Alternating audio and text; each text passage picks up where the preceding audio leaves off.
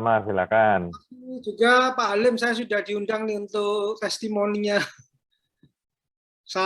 Pak Andreas juga ketemu lagi nih, saya lihat ada Pak Andreas juga di sini. Mungkin masih ingat saya juga. Oke, saya sharing sedikit aja pengalaman saya di mana di 7 November 2020 saya diizinkan Tuhan kena COVID. Jadi pada saat kondisi saya nggak enak awalnya, saya nggak merasa kalau itu COVID, saya pikir nggak enak badan biasa, Bapak-Bapak. Terus tiba-tiba istri saya curiga dan disarankan untuk PCR. Nah, kagetnya lagi pada saat hasilnya PCR ternyata positif COVID. Nah, dengan positif COVID, saya juga sempat kaget juga. Waduh, COVID ini. Pada saat itu kan terdengar antara hidup dan mati kalau udah kena COVID.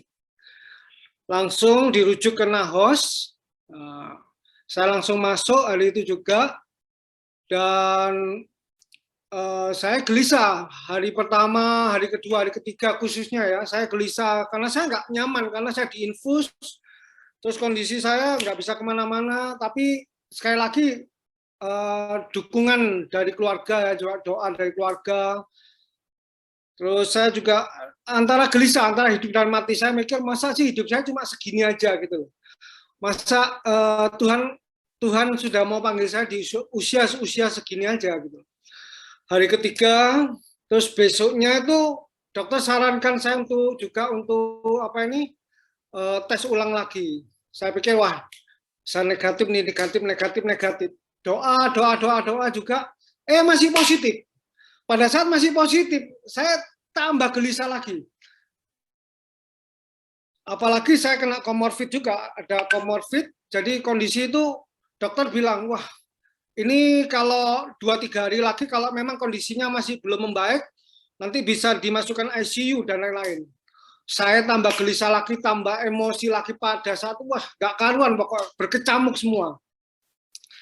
Tapi setiap hari keluarga ajak saya untuk mesbah keluarga. Saya tertolong dari mesbah keluarga juga. Saya dibantu dengan puji-pujian, saya dibantu dengan firman Tuhan. Saya diingatkan bahwa Tuhan itu baik. Apapun yang terjadi, Tuhan itu baik. Bahkan saya ingat sebuah lagu. Saya selalu dengarkan lagu ini. Saya ada kekuatan pada saat dengarkan lagu ini. Mungkin Bapak Ibu pernah dengar juga. Ini hampir tiap hari saya dengar putar ulang-ulang, terus ulang-ulang.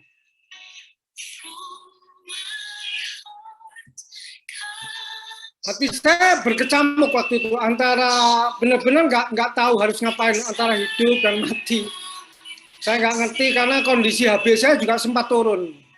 Saya sempat ditransfusi, tambah dua kantong, dan itu pun juga kantong yang kedua saya mengalami alergi, jadi gatal-gatal semua dalam tubuh saya. Lagu ini menguatkan saya, Bapak-Bapak. Menguatkan saya, dan saya bisa tenang, bisa rileks, bisa damai. Saya berserah pada Tuhan. Kalaupun Tuhan mau panggil saya, ya udahlah Tuhan panggil saya. Tapi kalau Tuhan nggak mau panggil saya, beri saya kehidupan, beri saya kesempatan lagi Tuhan. Saya masih ingat bagaimana anak saya menangis pada saat mendengar saya positif COVID. Saya teringat banget bagaimana wajahnya. Tuhan tolong saya. Hari-hari di rumah sakit Nahos, saya hanya dengarkan pujian. Saya dengar baca firman, saya dengarkan pujian. Saya lihat sesuatu yang baik, yang Tuhan sudah ada, bimbing saya, pelihara saya, sampai saya ada hari ini. Saya nggak tahu bagaimana. Dan hari ke-6, saya dibilang, coba besok PCR lagi. Saya yakin, wah ini pasti negatif, pasti negatif. Ternyata hasilnya masih positif lagi. Saya tambah berkecamuk, tapi saya sekali lagi, saya masih ada kedamaian. Saya berserah pada Tuhan Yesus. Sudah Tuhan Yesus, saya tahu kuasamu, saya tahu mujizatmu. Kau mau pakai saya Tuhan. Beri kesempatan saya hidup lagi. Saya doa benar-benar yang mungkin selama ini saya nggak pernah doa sesungguh itu. Benar-benar saya doa. Dan hari yang hari ke-8 kalau hari 8 hari ke-9 jam 2 pagi. Jam 2 pagi saya belum bisa tidur karena jam 1 dokter Bambang itu masih visit ke saya. Ya kan, dokter Bambang bilang gimana kondisinya, bagaimana rasanya, masih mual atau masih apa, ada keluhan apa, selalu ditanya seperti itu. Saya cuma bilang ya saya pasti negatif, dok. Saya kapan nanti PCR lagi? Oh besok lusa kamu PCR lagi. Nah pada saat PCR lagi itu hari itu juga sambil mendengarkan lagu ini, saya merasakan ada satu jamahan Tuhan. Dari kaki saya itu ada aliran dingin banget. Saya merasa dari kaki sampai ke atas ke tubuh saya merasakan damai gitu, damai banget. Saya sampai waktu itu sempat chat sama anak saya. Papi rasanya sembuh nih, papi kok ada sesuatu yang beda. Papi merasakan satu jamahan gitu. Dan benar pada saat besoknya PCR, hasilnya pagi itu udah langsung diinfo sama suster bahwa oh iya negatif kok Pak. Wah negatif itu saya langsung gembira gitu. Tapi kan syaratnya kan harus 2 kali negatif baru boleh pulang dari National Hospital waktu itu. Tapi herannya satu negatif itu, dokter Bambang bilang ya udah besok boleh beres-beres, boleh pulang Pak. Tapi nanti isoman dulu ya di rumah. Oh ya, saya isoman. Terus nanti setelah pulang, saya dijemput istri, terus saya isoman 1 minggu lagi, lalu saya PCR lagi dan hasilnya negatif. Dari situ saya percaya bahwa kuasa Tuhan memang ada dahulu, sekarang, dan selamanya ada. Karena Tuhan Yesus adalah Tuhan yang hidup. Saya merasakan jamahan yang dingin banget dari kaki saya itu benar-benar saya merasakan, belum pernah saya rasakan seperti itu. Satu sentuhan rasanya benar-benar alirannya benar-benar dari bawah sampai ke atas sampai kepala saya itu rasanya tenang banget gitu. Dan ya sejak itu terus berjalannya waktu saya tes PCR lagi, terakhir saya tes PCR berapa bulan yang lalu juga hasilnya negatif. Dan itu sekali lagi saya merasakan sentuhan Tuhan yang luar biasa. Dan pada saat ketemu Pak Halim beberapa minggu lalu, ya Pak Halim undang saya untuk testimoni, saya bilang siap Pak, untuk Tuhan saya siap, apapun itu saya siap. Ya mungkin itu sharing singkat dari saya, kiranya bisa menguatkan bapak-bapak semua yang ada di Zoom ini, karena saya percaya Tuhan kita adalah Allah yang hidup, Allah yang senantiasa tahu anak-anaknya di mana, anak-anaknya hatinya seperti apa kepadanya. Sekali lagi terima kasih atas kesempatan ini. Sekali lagi juga biarlah sharing ini menjadi kekuatan yang baru buat teman-teman yang ada di sini. Terima kasih, Tuhan Yesus memberkati. Pak Daniel, jangan sampai terlambat, gabung sama Full Gospel lagi, Pele, ini ada 4 chapter. Silakan Bapak gabung, ada Atom, ada Manyar Jaya, ada Kendang Sari, ada City Chapter. Kami siap terbuka untuk Pak Daniel. Makasih kesaksian. Terima kasih Pak. Siap, mantap. Sudah kita undang di City Chapter, Mas Santoso, jangan khawatir. Ya, terima kasih Pak Daniel. Terima kasih Pak Budi, terima kasih. Karena COVID. Ya, masih ada kesempatan ya melayani ya. Iya. Oke, silakan. Ya. Sesuai tema malam hari ini, Amazing Love. Yang tidak terbantahkan itu Amazing Love yang sesuai disaksikan oleh Pak Daniel. Tuhan itu Amazing Love-nya nggak terbantahkan. Yang menghubungkan hanya satu kata, yaitu namanya iman. Tetapi kita sebagai FGB Men juga punya Amazing Love yang sudah Tuhan berikan ke kita untuk kita aplikasikan dalam kehidupan ini. Nah, di kalangan FGB Men, saya kenal dengan seseorang yang sangat menginspirasi saya karena benar-benar terjadi impartasi dan melakukan, mendelegasikan Amazing Love yang dia terima kepada kehidupan sehari-harinya. saya kenal dengan presiden chapter saya, Pak Heno. Selamat malam, Pak Heno. Sekarang saya ingin Pak Heno itu juga cerita amazing love yang Pak Heno kenal mungkin dengan keluarga, terutama sama istri lah. Apakah amazing love yang sekarang ini Pak Heno rasakan itu sudah ada sejak sebelum menjadi suami atau saat pacaran lah? Apa bedanya cinta dengan pasangan saat pacaran dalam kehidupan, lalu kenal Tuhan, terutama masuk di FGB, prosesnya seperti apa? Silakan Pak Heno barangkali bisa memberikan inspirasi buat kita. Iya, baik. Saya akan memberi salam dahulu Pak Budi. Shalom semuanya, teman-teman, rekan-rekan senior, bapak-bapak semua dari Manyar Jaya, rekan-rekan sepelayanan, dan juga saudara dari Kendang Sari. Luar biasa. Mohon izin untuk bersaksi malam hari ini saya ditembak oleh host Pak Budi. Saya akan menjawab bagaimana kebaikan Tuhan, bagaimana luar biasanya Tuhan kita, Tuhan Yesus di dalam kehidupan saya.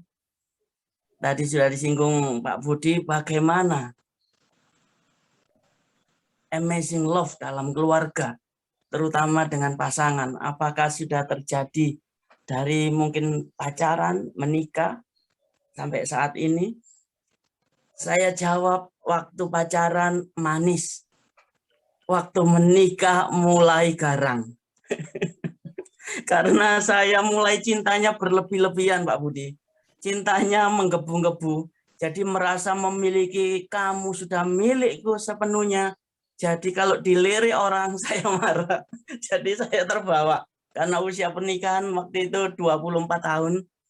Saya menikah. Jadi saya merasakan di awal-awal pernikahan mulai berjalan sampai ke tengah itu semakin panas. Rumah tangga saya semakin gak nyaman.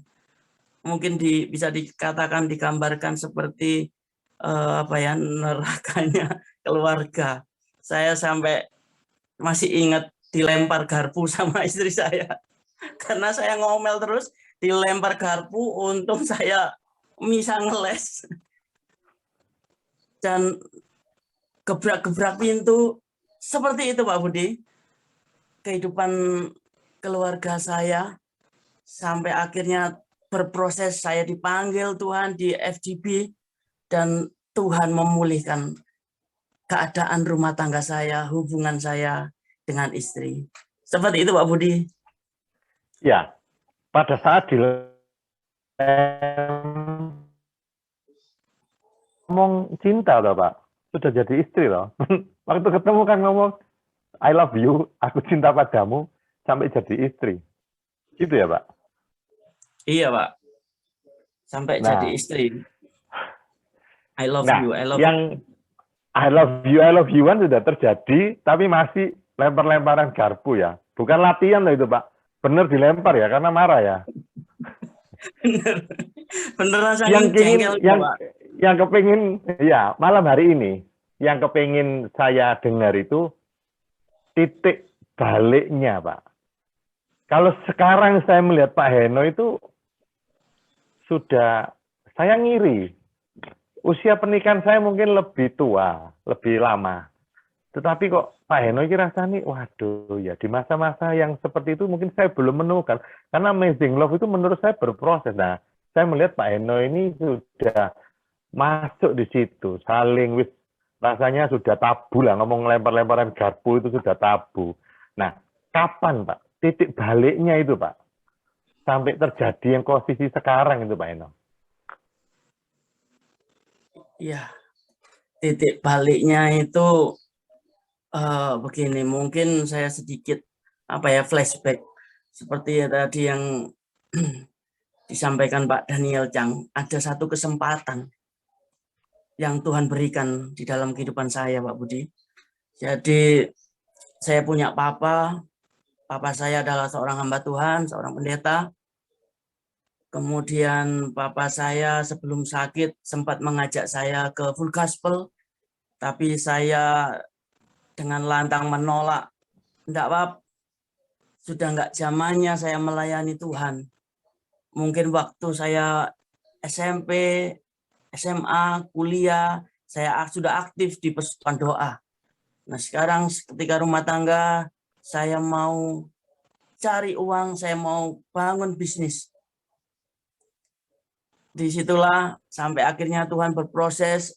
Saya melihat papa saya yang saya kasihi sakit, kemudian sampai karena diabetes jadi pipinya sampai lubang seperti terowongan, dan disitulah saya hanya menangis minta kesembuhan sama Tuhan, minta mujizat Tuhan. Dan singkat ceritanya ada satu penglihatan kereta kuda dengan kuda warna putih dengan pasukan itu datang dalam penglihatan saya waktu saya menangis. Kemudian Tuhan bilang, aku mau jemput papamu. Nah, saya bilang, jangan Tuhan, aku saja yang dibawa. Karena hidupku enggak ada yang ngabotin. Hidupku enggak bermanfaat. Kalau papa saya ini banyak dibutuhkan orang, banyak bantu orang. Ketika saya bilang seperti itu, bernego dengan Tuhan, saya diperlihatkan satu cermin bahwa di cermin itu saya melihat istri saya maki-maki, saya goblok-goblokin, maaf ya Pak, saya gitu aja nggak becus, sampai dia menangis. Nah ketika saya melihat cermin itu, wow saya sedih, saya nggak bisa nego lagi sama Tuhan. Hati saya semakin hancur. Tuhan bilang, nak masih ada kesempatan bagimu. Perbaiki hidupmu. Nah di situ Pak Budi, sampai akhirnya benar Tuhan menjemput bapak saya pulang ke rumah di surga yang kekal untuk selama-lamanya, dan mulai ada titik balik saya mencari Tuhan lagi, rindu karena saya sudah kehilangan figur orang tua, figur bapak rohani. Saya mencari, saya baca buku rohani, Air Kehidupan, sampailah saya ketemu Pak Alexius sebagai Presiden Chapter Manyar Jaya. Dan di situ saya ditangkap Tuhan, diajak lagi, ayo Pak Eno ikut full gospel. Saya ingat loh, dulu Papa saya mengajak. Sekarang saya diajak lagi, ini wadah apa? Setelah saya masuk di wadah full gospel, itulah saya mengalami pemulihan, saya mengalami kemerdekaan, karena saudara tahu saya diikat dosa, saya diikat belenggu yang bertahun-tahun sejak remaja, pemuda, dewasa tidak bisa lepas, yaitu pornografi. Kemudian terbawa sampai menikah, maaf kata kalau mau hubungan saya lihat video dulu, sehingga itu tertanam dalam hati istri saya kepahitan, marah sama saya. Tapi di full gospel di Manyar Jaya saya diajar Pak Alek untuk ayo teman-teman terbuka. Kalau mau dipulihkan terbuka, cerita. Lewat kesaksian, baik, buruk, cerita. Nah, disitulah saya mulai bercerita, dan saya benar-benar menghidupi visi FGBMFI, saya dibebaskan, saya minta maaf sama istri, saya cuci, karena Roh Kudus bilang basuh, ulang ini basuh kaki istrimu. Saya ambil air hangat, saya cuci kakinya sambil saya meneteskan air mata. Ma, aku mengasihimu, aku mengasihimu. Disitulah Roh Kudus bekerja, membuat rumah tangga yang seperti awalnya seperti neraka panas, kemudian Tuhan pulihkan perlahan, sampai saya seperti manten baru lagi, kemana-mana gandengan, sampai orang lihat, baru menikah ya Pak? Padahal sudah 14 tahun, hampir 15 tahun. Saya begitu senang, saya begitu bersyukur ditangkap Tuhan di wadah full gospel ini. Demikian Pak Budi.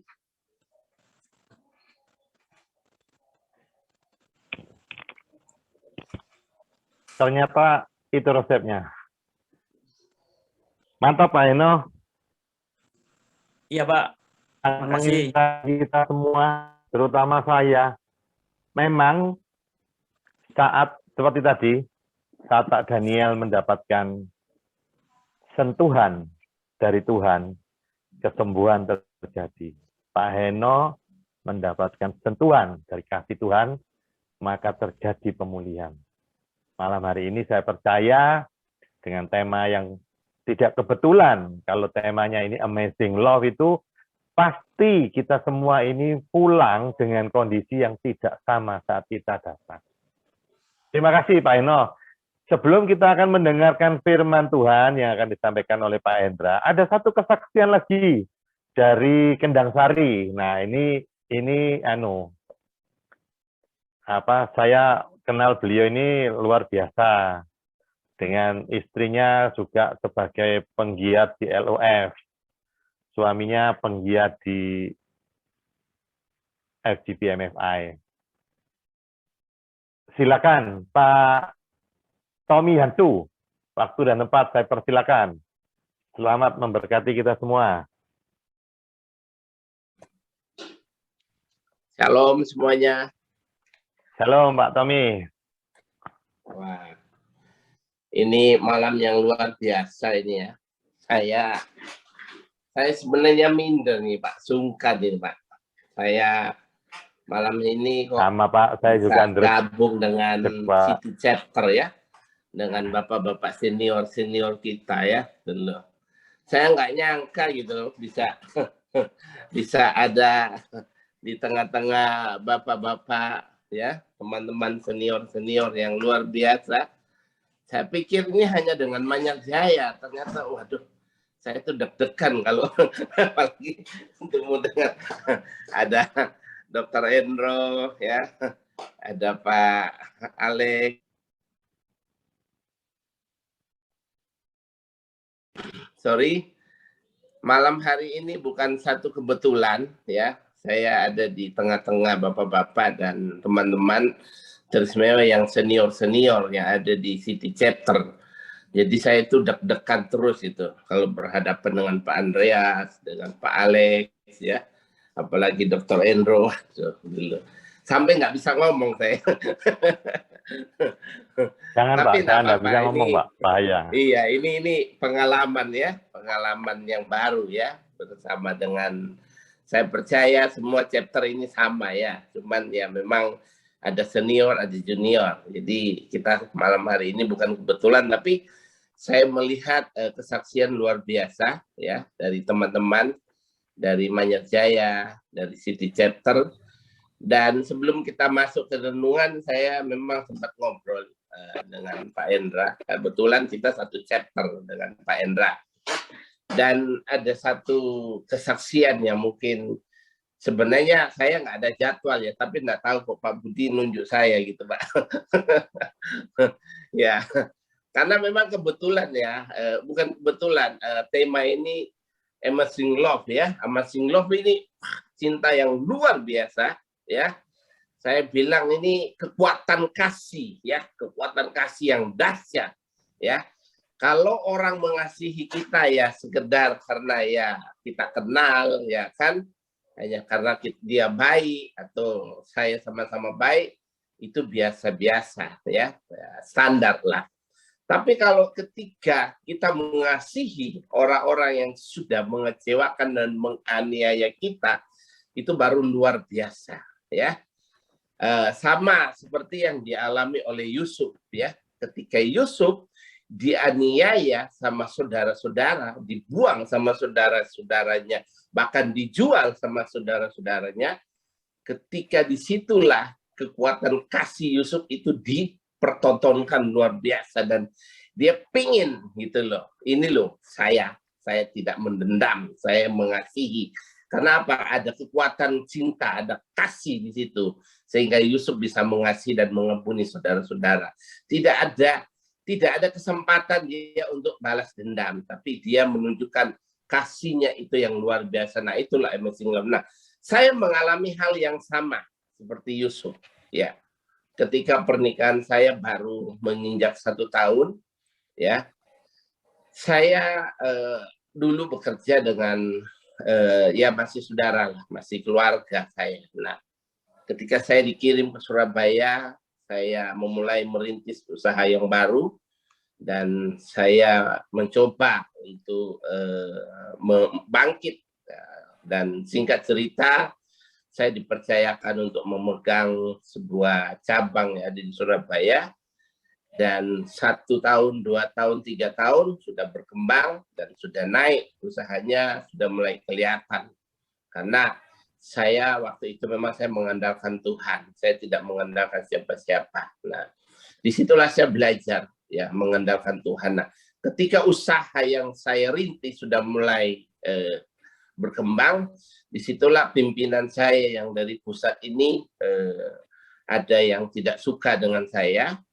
Mungkin ya ada sesuatu yang harus dia ganti ya. Jadi dia cari kesalahan saya karena ada saudaranya atau ponaan yang ingin menggantikan posisi saya, karena mereka ya saya tidak tahu ini ada motivasi apa di balik itu, tapi ya dia coba mencari kesalahan kecil apapun ya, dan disitulah dia mendapatkan kesalahan. Padahal itu saya tidak membuat kesalahan yang fatal dan sengaja, tidak. Tapi itu mungkin hanya kesalahan kecil yang saya lakukan. Nah, disitulah dia coba menyingkirkan saya, tapi dengan cara dia yang tidak baik. Dan dia coba singkirkan saya dan menggantikan posisi saya dengan saudaranya. Nah, dia tidak hanya menyingkirkan saya, tapi dia menganiaya saya. Ya, dia coba memukul saya, dia coba menyundut saya dengan rokok di muka saya. Dia coba mengiris tangan saya ya untuk supaya keluar darah. Disitulah saya diuji ya iman saya, kekuatan kasih itu diuji. Apakah saya mendendam, apakah saya membenci, apakah saya harus bagaimana? Tapi disitulah saya berdiam diri, saya berdoa sama Tuhan, dan dia mengeluarkan kata-kata yang memang tidak pantas dia keluarkan ya. Dia bilang, Tuhanmu nggak sibuk membela kamu. Tuhan itu sibuk untuk ngurus yang lain. Kalau kamu hanya berdoa, Tuhan tidak akan membela. Tapi saya berdoa terus. Nah, sama sih, dia juga anak Tuhan, cuman dia ya. Tapi saya nggak tahu dia punya kekuatan apa yang di dalam diri dia hingga dia mengeluarkan emosi yang sangat tinggi dan dia menganiaya saya. Nah, disitulah saya mengalami bukan trauma, tapi jatuh, benar-benar jatuh. Dan di situ saya mulai belajar apa maksud Tuhan ini yang terjadi dalam hidup saya. Nah, mulai dari situ saya coba merenungkan, ya mungkin ini proses yang harus saya lalui, dan saya bangkit mulai dari nol kembali. Nah, ketika saya dianiaya, saya diancam, saya mau dibunuh, dan saya mau dipenjarakan dengan hal yang tidak masuk di akal, tapi saya berdiam diri, saya hanya berdoa, Tuhan ampuni dia karena dia tidak tahu apa yang dia perbuat. Nah, saya sebagai manusia biasa, saya juga merasa saya nggak merasa bersalah, tapi kok saya seperti ini, dibuat seperti ini. Nah, disitulah penganiayaan terjadi. Kalaupun saya mungkin lapor ke polisi, mungkin dia bisa saat itu bisa ditangkap karena saya punya barang bukti, punya visum, saya punya bukti semua, jelas gitu loh. Tapi saya tidak mau melakukan itu. Saya belajar untuk mengasihi dia dan mendoakan dia. Nah, disitulah saya mulai bangkit. Dan saya memang saat itu memang down ya. Tapi saya percaya, Tuhan saya itu tidak tidur. Tuhan saya itu pasti ada sesuatu yang diuji dalam hidup saya. Nah, mulai saya bangkit dan saya keluar. Saya mulai merintis usaha dari nol ya. Pernikahan saya memang masih muda saat itu, masih baru 1 tahun, dan istri saya memang pada saat itu dia mencoba untuk mengobati saya, bawa ke rumah sakit, dan ada satu baju yang dia bungkus di tangan saya hingga berdarah-darah, dan itu dia simpan 1 tahun, 2 tahun, 3 tahun, sampai 4 tahun ke depan. Tapi saya bilang, buat apa kamu menyimpan itu? Dibuang saja. Enggak, ini kenang-kenangan saya ya. Kenang-kenangan ketika kamu dianiaya dan kamu mengalami. Tidak usah. Karena kalau kita menyimpan sesuatu hal yang tidak baik, maka itu akan teringat. Makanya saya suruh buang-buang aja. Karena buat apa? Kita percuma. Nah, saya mencoba untuk mengasihi. Saya mencoba untuk mengasihi ketika saya dianiaya. Nah, disitulah terjadi proses luar biasa.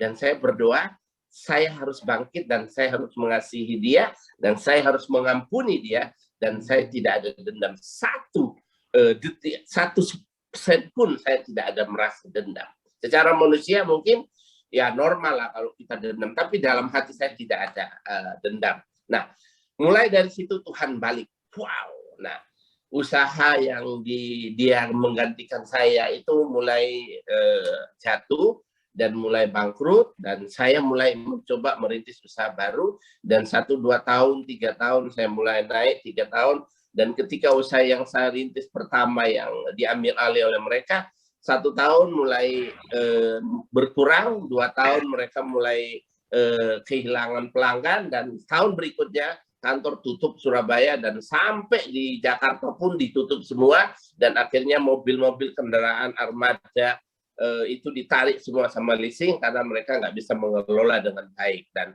itu ada, bukan saya membalas, tapi Tuhan sendiri ya akan memperlihatkan bahwa siapa yang di pihak yang benar, dan Tuhan membela saya pada saat itu. Dan puji Tuhan sampai detik saya boleh bangkit, saya boleh kuat, saya boleh ada, dan saya boleh dipakai Tuhan menjadi luar biasa itu karena kekuatan apa?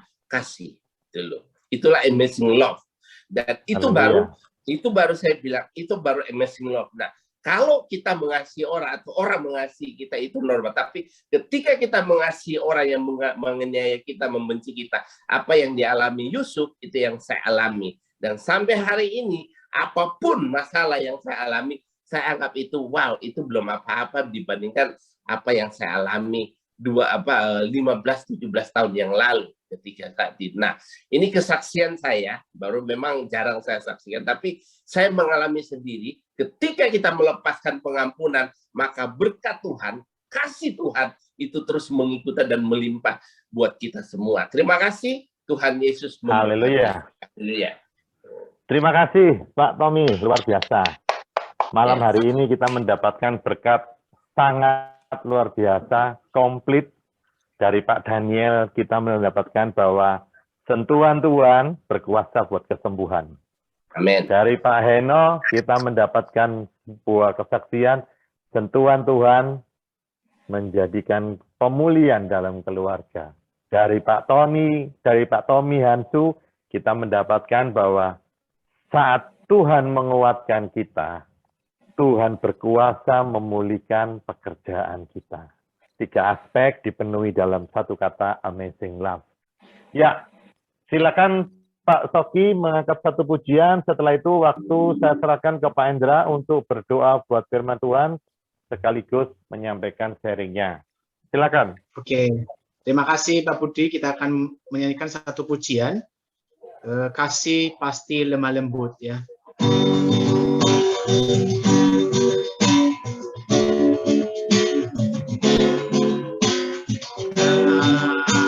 Kasih pasti lemah lembut, kasih pasti memaafkan, kasih pasti murah hati, kasihmu Tuhan. Ajarilah kami ini saling mengasihi, ajarilah kami ini saling mengampuni, ajarilah kami ini kasih-Mu ya Tuhan, kasih-Mu tulus tiada batasnya. Ajarilah kami saling mengasihi, ajarilah kami saling mengampuni, ajarilah kami kasih-Mu ya Tuhan, kasih-Mu tulus tiada batasnya. Kasih-Mu tulus tiada batasnya, kasih-Mu tulus tiada batasnya.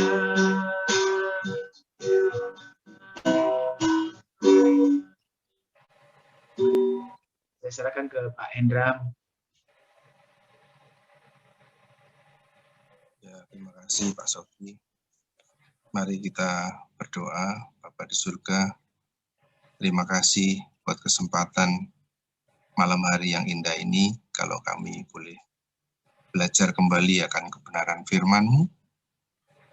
Kiranya Engkau yang berbicara sendiri kepada kami, Tuhan, dan sembunyikan hamba-Mu di balik salib-Mu.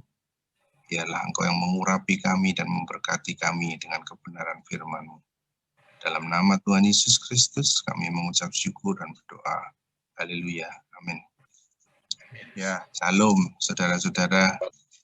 Saya merasa tidak ada apa-apanya ya dibanding saudara-saudara para senior ini. Ada Pak Halim, Pak Alex, Kosing, ada teman-teman yang lama juga, ada Pak Bunti di sini, Pak Santoso, ya banyak sekali.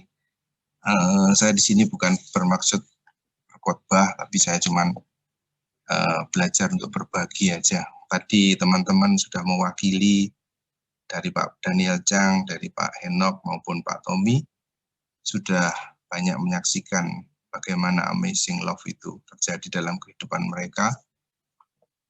Saya tidak akan menyaksikan bagaimana Tuhan sudah berkarya dalam hidup kita, dan kita sendiri pasti sudah banyak mengalami pengalaman pribadi bersama Tuhan ya. Jadi yang tadi Pak Tommy katakan ada di Lukas 6 ayat 32.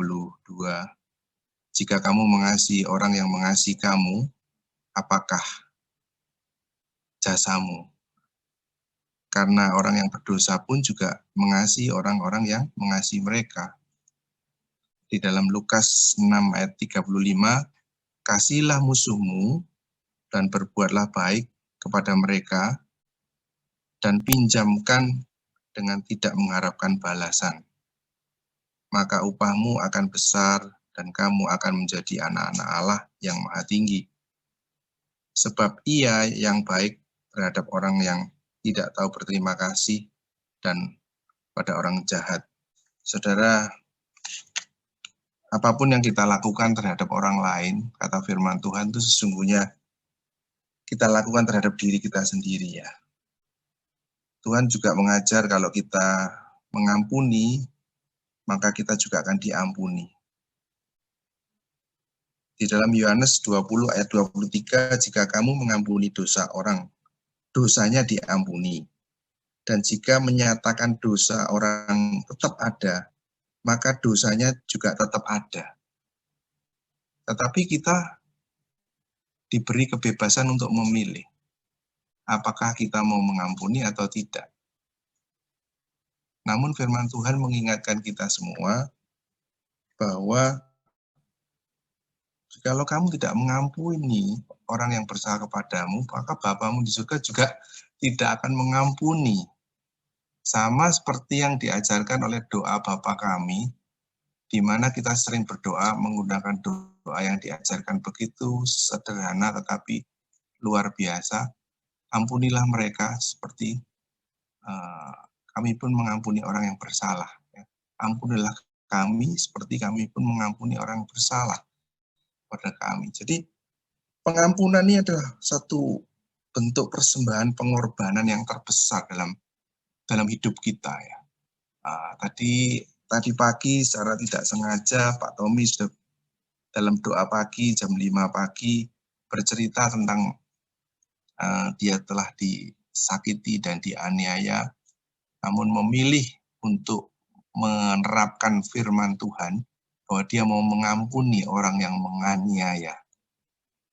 Dan ini adalah sebuah contoh aplikasi yang nyata dari firman Tuhan. Kalau Tuhan Yesus di atas kayu salib, dia sudah berdoa, ya Bapa, ampunilah mereka, sebab mereka tidak tahu apa yang mereka perbuat. Ya. Pengampunan itu sendiri dilepaskan itu adalah satu bentuk pengorbanan. Ya. Siapa yang tidak sakit hati kalau dilukai, dinyunyuk rokok, dipukul, ya toh. Bahkan dia dikater sampai tangannya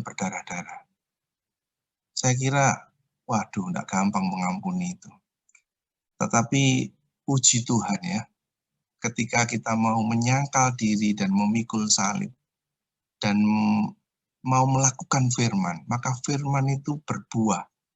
Yaitu berbuah apa? Kasih. Saudara, kita semua ini sedang dipersiapkan Tuhan untuk boleh masuk di dalam kerajaan surga yang kekal. Jadi di dalam hidup kita, kita percaya bahwa semua proses yang kita alami ini tujuannya hanya satu. Ingin mengubah karakter kita semakin serupa dengan Tuhan Yesus. Kita yang dulunya berdosa, kita yang dulunya selalu berjalan dipimpin oleh kedagingan kita, keinginan mata, keangkuhan hidup. Tetapi puji Tuhan, oleh karena kemurahan Tuhan, kita boleh mengenal Tuhan secara pribadi, dan kita boleh menemukan bahwa hanya kasih Tuhan yang sanggup mengubahkan hidup kita. Ya. Di dalam firman Tuhan yang terdapat di 1 Korintus 13 ayat yang kedua, dikatakan, sekalipun aku mempunyai karunia untuk bernubuat, dan aku mengetahui segala rahasia, dan memiliki seluruh pengetahuan, dan sekalipun aku memiliki iman yang sempurna untuk memindahkan gunung, tetapi jika aku tidak mempunyai kasih, aku sama sekali tidak berguna. Saudara, di antara iman, pengharapan, dan kasih menempati posisi yang tertinggi ya saudara. Dikatakan bahasa roh akan berhenti, pengetahuan akan lenyap, namun kasih yang sempurna ketika datang, maka yang lain itu akan lenyap.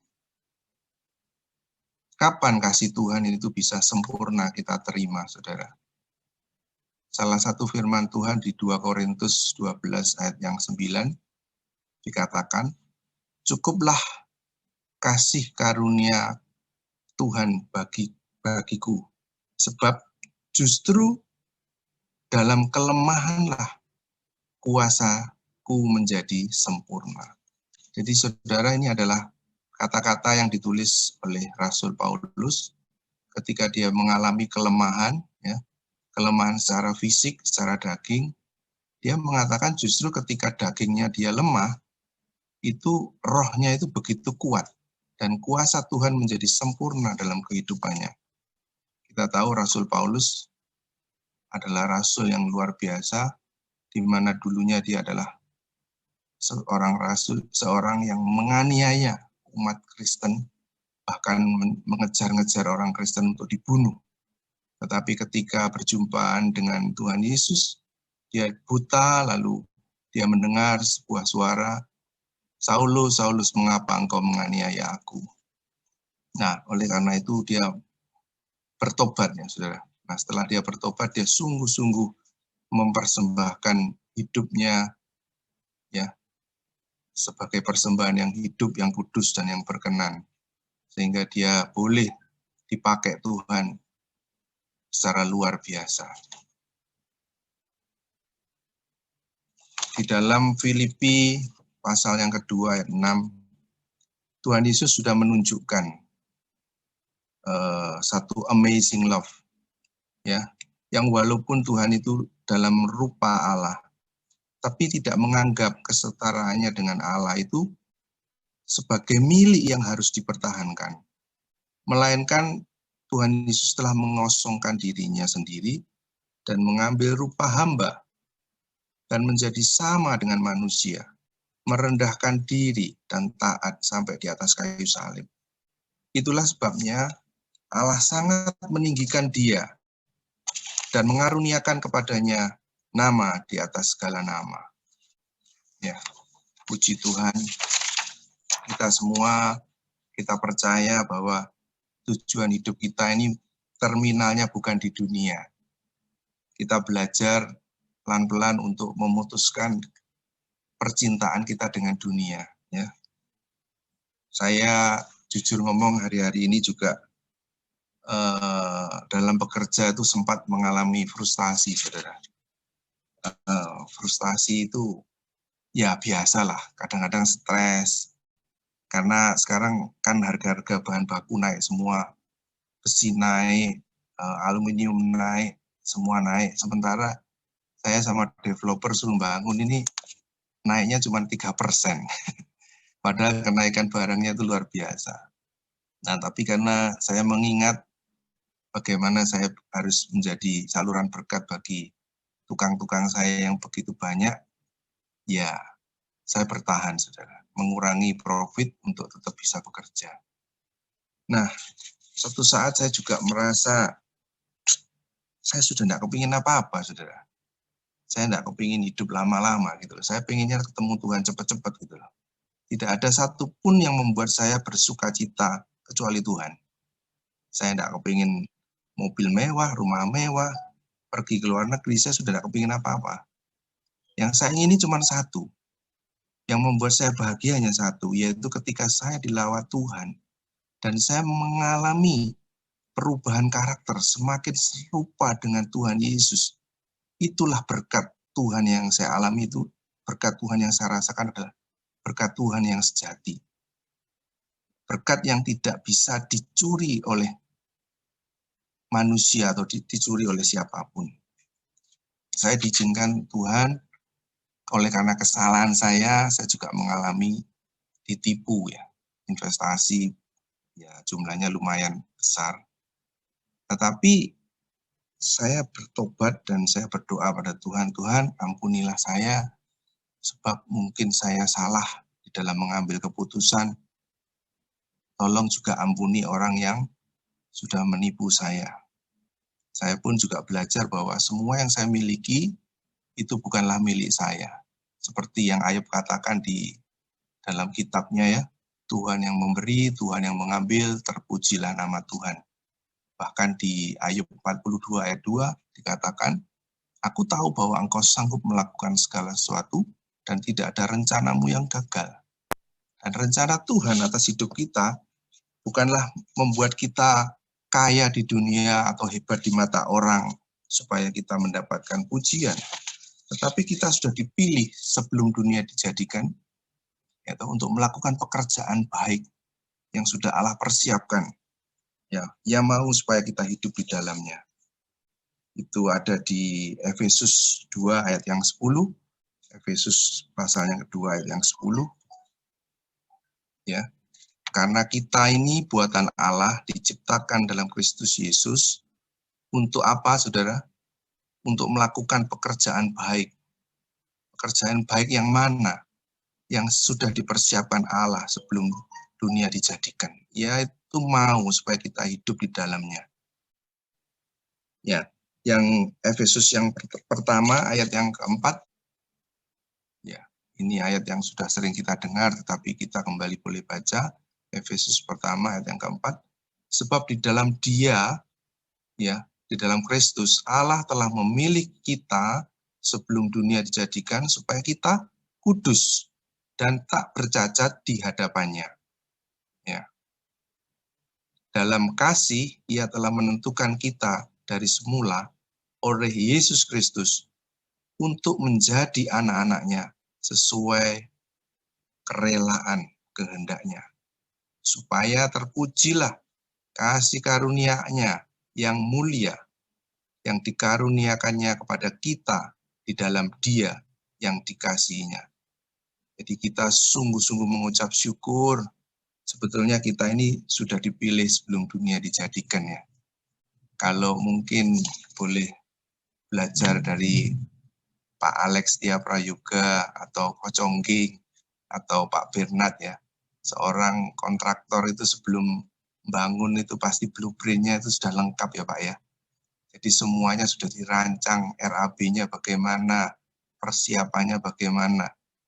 Saya percaya Allah kita juga Allah yang luar biasa ya. Dia sebelum melakukan segala sesuatu itu punya persiapan gitu.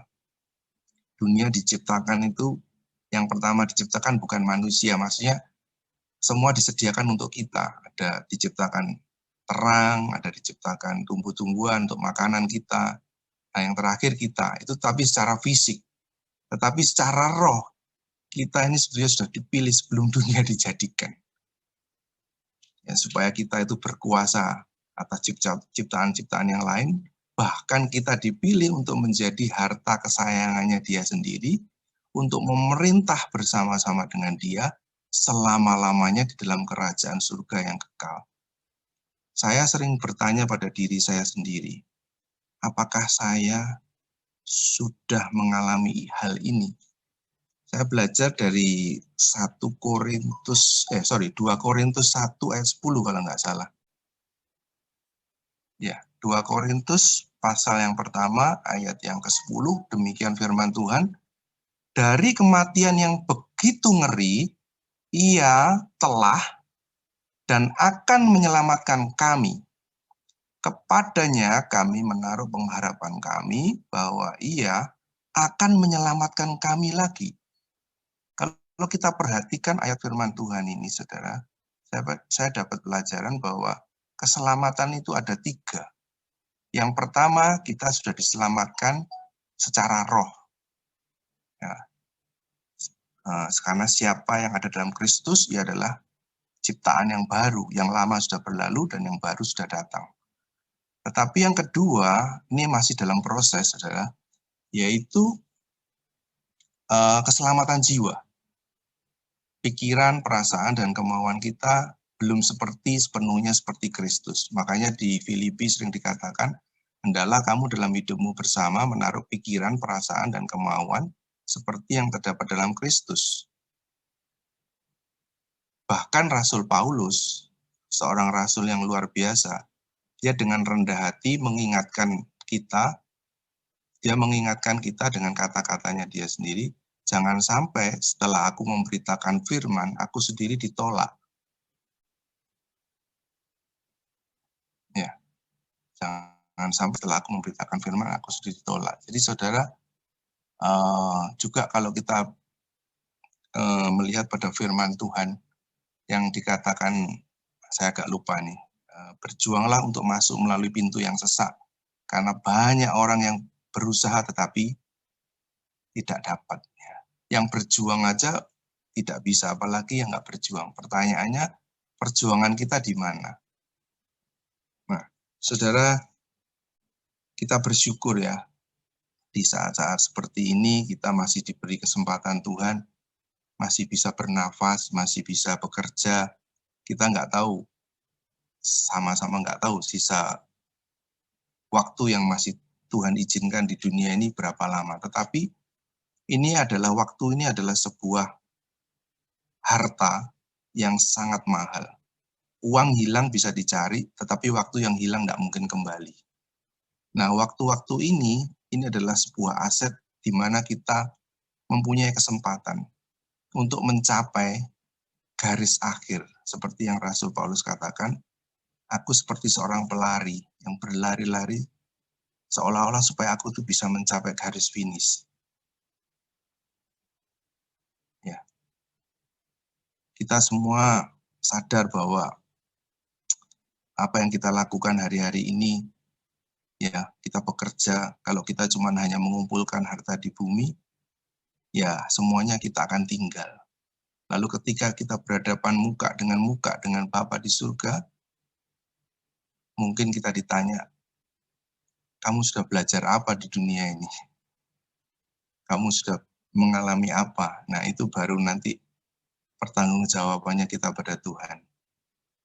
Nah, saya percaya, saya bersyukur ada di wadah ini, saya boleh belajar dari senior-senior, boleh belajar dari teman-teman yang lain, kita saling rendah hati, saling dibangun, saling diingatkan, sehingga kita sama-sama boleh dipersiapkan Tuhan untuk masuk di dalam kerajaan yang kekal.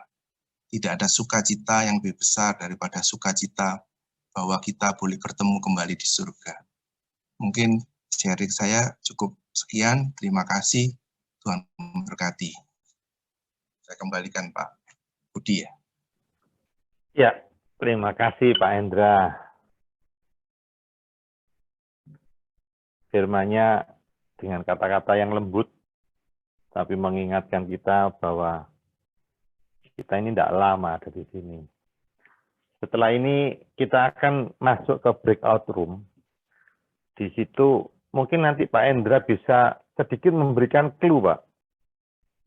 Kira-kira di breakout room ini nanti apa sih yang menjadi perlu untuk kita diskusikan, untuk perlu kita saksikan dari sharing yang Pak Endra tadi, Pak.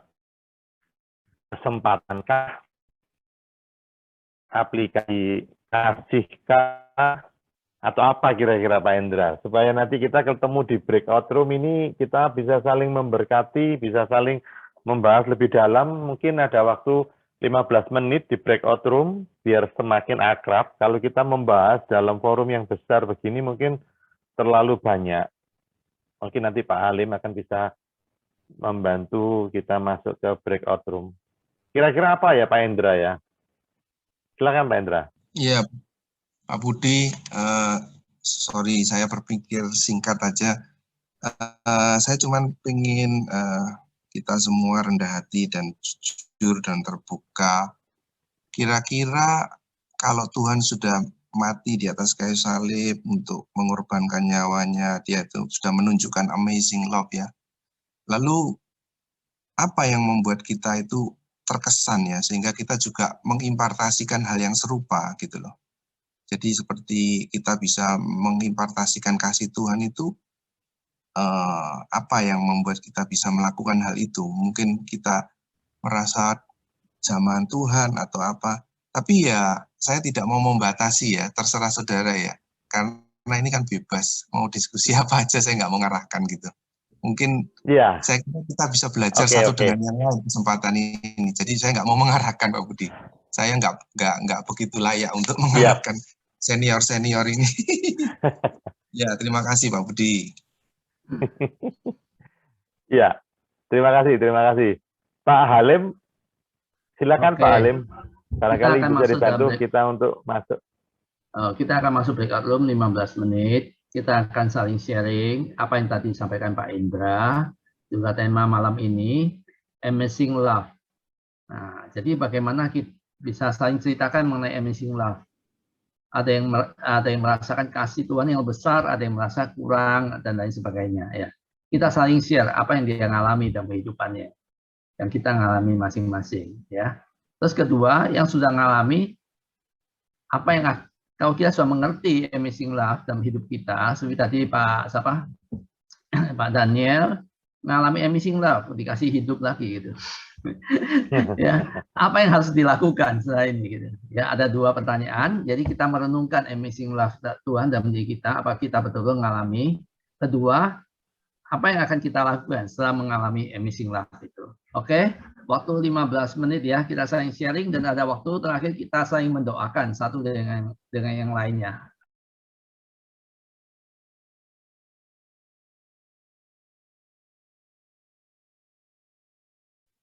Shalom Pak Indra. Shalom Pak Indra. Pak, waduh, Kosing nih, ketemu Kosing ya. Shalom Kosing. Ya, Ciamik itu, korbae Ciamik temenan. Enggak lah, mantap. Enggak. Kosing ini kelihatannya awet muda nih, wajahnya bersinar penuh dengan sukacita. Aku ambil Pak Indra podo iki umuran. Iya. Pak Indra, iya Pak Indra, salam Pak Indra. Mana Pak Indra? Oh iya Pak Indra. Pak Yosi Purnomo, Manyar Jaya. Ada Pak Bernard.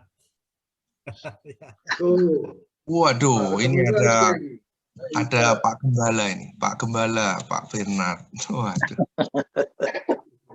Komplit. Dipimpin Pak Indra. Saya minta petunjuk Pak Bernard, Pak Yosef, Salum, Pak David, semua. Murid harus bisa ngajari guru sekarang. Waktunya Pak Indra, ayo. Bagus. Mesti belajar. Kita mulai dari. Coba diarahkan Pak Indra. Dari Pak Andreas, ayo Pak Andreas. Mungkin ada yang diutarakan Pak, ditambahkan. Ini mestinya Pak Endra ini yang khotbah ini. Jangan Pak. Yang murid-murid ngajari guru sekarang. Saya ini mau belajar sama Kosing sama yang lain. Saya merasa nggak ada apa-apanya. Oke.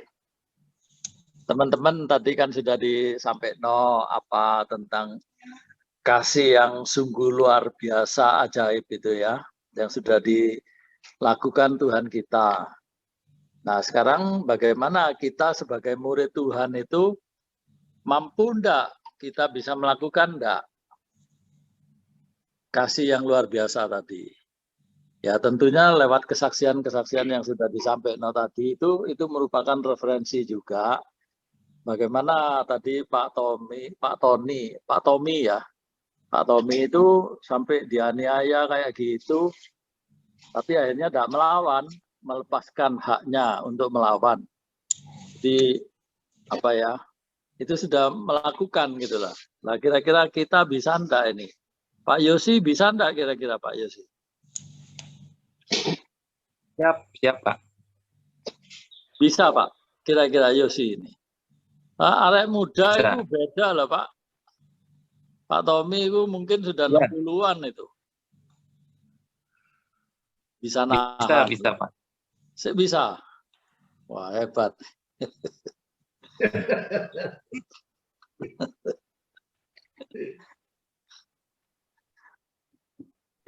Pak Indra gimana Pak Indra? Ya, saya terkesan dengan Pak Indra tadi. Saya pikir, wah ini khotbahnya atau firman yang dibawakan ya biasa-biasa aja seperti bapak-bapak pendeta di gereja di hari Minggu ya. Tapi setelah saya melihat penampilan Pak Endra, wah ini bisnismen yang berbicara seperti itu. Saya langsung merasa ada sesuatu substansi yang saya rasakan pada firman yang dibawakan. Ini bukan teori, tapi suatu kenyataan. Luar biasa, Pak Endra. Saya merasa mendapat satu masukan yang mengingatkan saya tentang yang diutarakan Pak Endra tadi.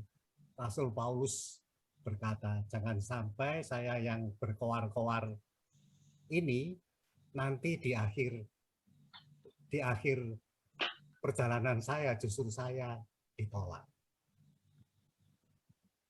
Ini mengingatkan saya khususnya dalam pelayanan ini ya harus jangan sampai hal itu terjadi. Terima kasih Pak Endra. Itu luar biasa yang saya dapatkan pada malam hari ini. Ya, Pak, itu Pak Andreas.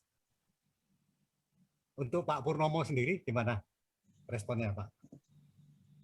Ya, saya mau shalom semuanya. Shalom. Bapak-bapak senior yang luar biasa. Pak Endra mungkin lupa dengan saya ya. Masih ingat Kak, Pak? Sorry Pak, kalau saya lupa. sudah PDI, penurunan daya ingat. sorry. Kita dulu sama-sama ada di PDKasi, Pak. Oh, di PDKasi ya? Iya. Oh iya. Ayo Dan sih. biasa pimpin pujian. Oh, aduh sorry Pak Yosi. Wajah Anda berubah kayaknya. Saya juga tambah tuh. sorry. Iya. Senang ketemu lagi sama Pak Endra. Iya. Oke. Silakan. Puji Tuhan, saya mau sedikit sharing kesaksian. Mungkin flashback lagi, ya ini tentang tidak jauh dari Amazing Love ya. Dulu waktu masih ada di PDKasi ya, mungkin Pak Endra tahu, saya sudah pelayanan, tetapi jujur, sebetulnya saya lihat keadaan keluarga dulu masih sedikit kacau begitu ya. Jadi saya sempat simpan kepahitan terhadap papa saya waktu itu. Tapi pada waktu mau doa malam, dan kebetulan saya melayani di rumah itu, Roh Kudus itu mengingatkan di dalam hati saya, buat apa kamu melayani? Kamu dilihat oleh manusia mungkin luar biasa, mungkin hebat, tapi masih simpan kepahitan, sakit hati. Akhirnya Roh Kudus jamah hati saya. Awalnya saya enggak mau, saya enggak mau nurut. Lalu Roh Kudus terus ingatkan, datangi papamu, hampiri, lalu peluk papamu, minta maaf, katanya. Walaupun mungkin saya merasa bilang, saya kan enggak salah. Saya bilang, saya tidak salah Roh Kudus. Tapi Roh Kudus bilang, datangi. Akhirnya saya belajar nurut waktu itu, Pak Endra, sebelum saya ikut melayani doa malam waktu itu. Akhirnya saya datangi, pada waktu itu Papa lagi di depan TV. Saya datangi, saya peluk, saya minta maaf. Disitulah akhirnya saya menangis, Papa saya menangis, Mama saya menangis, kami berpelukan, dan akhirnya saling minta maaf satu sama lain. Nah, disitulah awal akhirnya pemulihan keluarga saya terjadi. Sejak saat itulah saya melihat keluarga saya dipulihkan dengan luar biasa. Saya melihat benar-benar ada kasih Tuhan itu di tengah-tengah keluarga saya. Dan singkat cerita, saya pada waktu itu kan masih di PDKasi, mungkin Pak Endra ingat ya. Lalu tiba-tiba saya waktu itu juga masih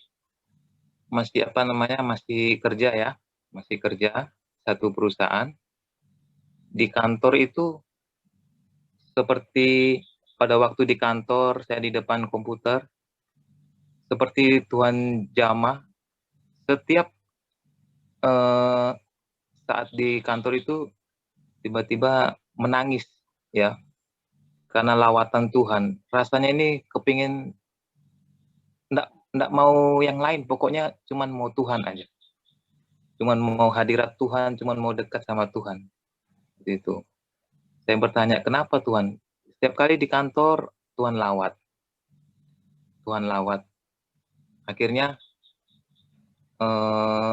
enggak lama, saya singkat cerita, saya keluar dari PD itu, dari PDKasi, lalu Tuhan bawa saya untuk masuk di sekolah Alkitab, Pak.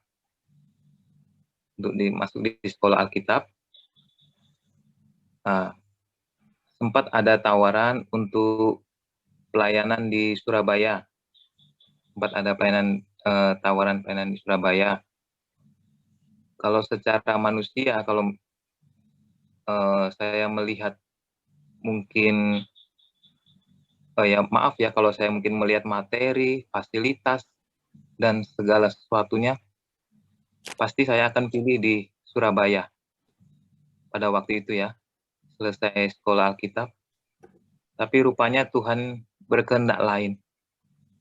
Tuhan bilang, pergi ke Kalimantan, katanya. Pergi ke pedalaman. Aduh.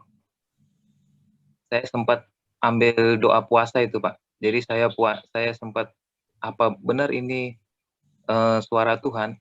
Saya terus berdoa, saya bergumul, sampai saya ambil puasa 3 hari. Saya ambil puasa 3 hari full, memang enggak makan, enggak minum. Saya memang berdoa di situ. Lalu Tuhan semakin bicara, pergi ke Kalimantan, katanya. Pergi ke pedalaman. Itu. 1 menit lagi. Akhirnya, ya? 1 menit lagi waktunya. Oh iya. Akhirnya singkat cerita, saya pergi ke Kalimantan. Dan di Kalimantan, saya di pedalaman, awalnya rasa-rasa enggak kuat ya. Yang dari kota besar, harus masuk di kampung, di pedalaman, tidak ada listrik, tidak ada sinyal internet, dan segala macam. Sempat juga saya diusir, dibilang pendeta bodoh, dihina, dan segala macam. Hanya karena mungkin, saya bilang sama ada orang, jangan berdukun. Saya bilang jangan berdukun, rupanya tidak terima. Akhirnya saya diusir. Tapi disitulah kasih Tuhan itu melawat. Tuhan bilang jangan membenci, tetap mengasihi, terus mengasihi. Dan puji Tuhan, akhirnya orang yang mengusir saya, orang yang tidak suka, akhirnya Tuhan jamah hatinya, kembali bisa menerima saya. Itu. Dan puji Tuhan, sampai kalau saya bisa bertahan di Kalimantan ini, saya tahu semuanya karena anugerah Tuhan. Puji Tuhan itu kasihan dari saya. Haleluya, Pak Yosi. Terima kasih, luar biasa. Pak Bernard, Pak. Silakan Pak Bernard. Saya kira kita doa aja ya.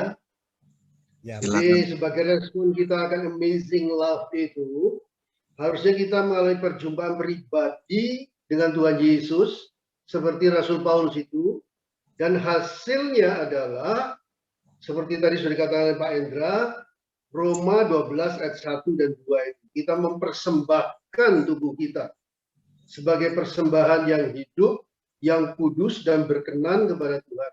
Itulah tujuan amazing love itu, supaya kita diubah dari hidup yang kedagingan menjadi hidup yang kudus. Dan arah hidup kita adalah pada hidup yang kekal bersama dengan Tuhan Yesus. Mungkin kita bersama-sama berdoa ya, saya akan doakan. Ya, Pak. Atau mungkin Pak Indra mungkin akan ada tambahan. Enggak, cukup Pak. Pak Bernard aja yang berdoa. Terima kasih Pak Bernard. Pak Indra. Ya, ya, silakan Pak. Itu terimplementasi dengan mengasihi keluarga kita, Pak, dan sekeliling kita. Silakan Pak Bernard mendoakan kita. Ayo kita berdoa ya.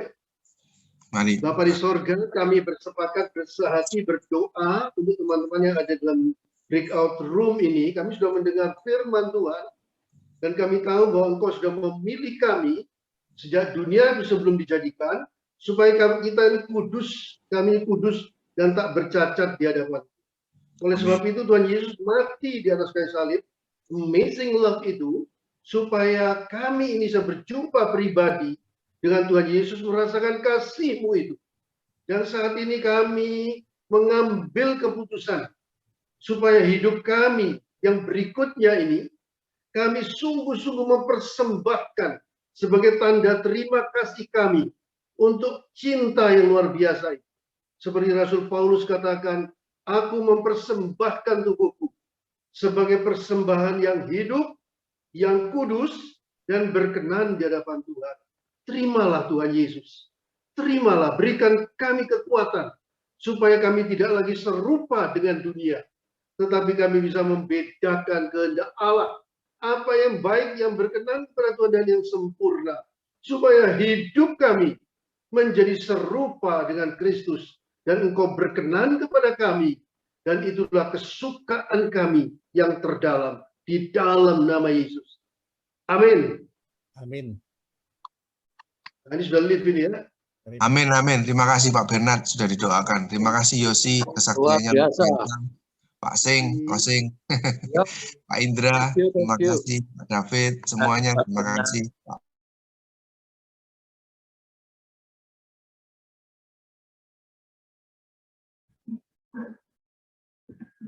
Oke, 40 sudah kembali semua. Pak Bernard, silakan Pak, berikan closing-nya. Apa yang didapat dari breakout room? Tadi sempat lambat juga, nggak apa-apa. Seluruhnya, karena saya ada acara keluarga, tapi apa yang tadi saya sharekan di breakout room, saya mendengar beberapa kali Pak Endra mengatakan bahwa kita ini sudah dipilih sebelum dunia dijadikan. Oleh sebab itu kita tahu maksud Tuhan memilih kita itu Efesus 2 atau Efesus 1 ayat yang keempat. Sebab di dalam Dia Allah telah memilih kita sebelum dunia dijadikan supaya kita kudus dan tak bercacat di hadapannya. Ingat saudara ya, tujuan utama Allah Di dalam Tuhan Yesus memilih kita itu bukan hidup sukses, itu fasilitasnya, itu tambahannya. Tapi yang utama adalah supaya kita kudus dan tak bercacat. Nah, kalau kita tidak mencapai itu, kita sudah distract, saudara. Kita sudah hidup kita ini tidak benar gitu. Ayo kita benerin sekarang ini. Apakah benar tujuan hidup kita itu adalah supaya kita hidup kudus dan tak bercacat di hadapannya? Inilah tujuan utama Allah memilih kita. Oleh sebab itu seperti Rasul Paulus, Tuhan Yesus itu menjumpai dia secara pribadi. Sehingga dengan demikian dikatakan, Saulus, Saulus, mengapa engkau menganiaya aku? Siapakah engkau ya Tuhan? Akulah Yesus yang kau aniaya. Dan sejak saat itu Rasul Paulus mengalami kasih yang luar biasa. Amazing love itu. Sehingga dia menanggalkan sifat-sifatnya yang jelek itu dengan pertolongan Roh Kudus. Dan tadi sudah diikuti oleh Pak Kendra, Roma 12 ayat 1. Dikatakan kita mempersembahkan tubuh kita ini sebagai persembahan yang hidup, yang kudus, dan berkenan kepada Tuhan. Oleh sebab itu, ayo kita katakan bersama-sama sebagai tujuan utama daripada hidup kita, Roma 12 ayat 1 itu, ayo kita persembahkan tubuh kita. Kita katakan, kita angkat tangan kita katakan bersama-sama, saya mempersembahkan tubuh saya. Katakan, saya mempersembahkan tubuh saya sebagai persembahan yang hidup, sebagai persembahan yang hidup, yang kudus, dan yang berkenan kepada Tuhan. Itu ibadahmu yang sempurna. Di dalam nama Tuhan Yesus. Amin. Amin. Amin. Amin. Haleluya. Oke, thank you. Sebagai penutup ya, Pak Surasman tutup ya, mengakhiri acara malam ini. Ya, terima kasih Pak Halim. Saya mohon izin kepada senior-senior kami untuk menutup dalam doa. Haleluya, haleluya. Mari saudara, kita satukan hati untuk mengakhiri fellowship yang indah pada malam ini. Haleluya. Terima kasih Tuhan buat pertemuan fellowship pada malam ini. Kami sudah dipertemukan di dalam satu persatuan, satu kesatuan hati Tuhan. Anak-anak-Mu para FGB Men Tuhan. Kami sudah mendengar sharing kesaksian firman Tuhan yang sudah Tuhan taburkan kepada kami. Bahwa kami diingatkan kembali bagaimana Tuhan sudah baik kepada setiap kami. Dan apa yang bisa diberikan kami kepada Tuhan. Apa yang bisa balas kepada Tuhan. Apa yang kami bisa berikan cintanya Tuhan. Yang sudah berikan kepada setiap kami. Kami diingatkan kembali Tuhan. Bagaimana kami mempersembahkan satu persembahan yang kudus, yang hidup, dan yang tak bercacat kepada Tuhan. Terima kasih Tuhan. Pada malam ini Tuhan sudah mengundang setiap kami. Dan memperdengarkan firman-Mu dalam setiap kehidupan kami. Sehingga kami boleh menjadi anak-anak-Mu yang berkenan kepadamu Tuhan. Kami berdoa untuk chapter City, chapter Kendang Sari, Manyar Jaya chapter Tuhan. Engkau yang sudah bentuk chapter ini Tuhan. Mari Engkau terus mengiring Tuhan. Sehingga chapter ini boleh berdampak, menjadi berkat di marketplace. Dan kami berdoa untuk setiap pengurusnya, untuk setiap member-membernya Tuhan. Mari Tuhan, Engkau memberikan kekuatan kasih-Mu yang baru diberikan kepada setiap member-membernya Tuhan. Untuk terus menangkap panggilan-Mu di marketplace. Bahwa kami semua telah diutus. Dan kami semua untuk pergi. Bagaimana semua orang dijadikan murid. Sebagai murid-murid Kristus. Terima kasih Tuhan. Kami berdoa untuk para mereka yang sudah ambil bagian di dalam pelayanan ini. Pak Halim, Pak Santoso yang sudah Engkau sudah pakai Tuhan, Pak Budi, Pak Endra yang sudah ambil bagian dalam pelayanan ini. Engkau terus menyertai, Engkau memperlengkapi mereka untuk terus menjadi berkat dan lebih heran lagi pelayanan di marketplace. Terima kasih Bapak, kami bersatu hati berdoa dan kami mengucap syukur bahwa kasih-Mu, bahwa anugerah-Mu sudah limpahkan kepada kami. Di dalam nama Bapa, Putra, dan Roh Kudus. Haleluya. Amin. Amin. Terima kasih teman-teman semuanya. Semuanya.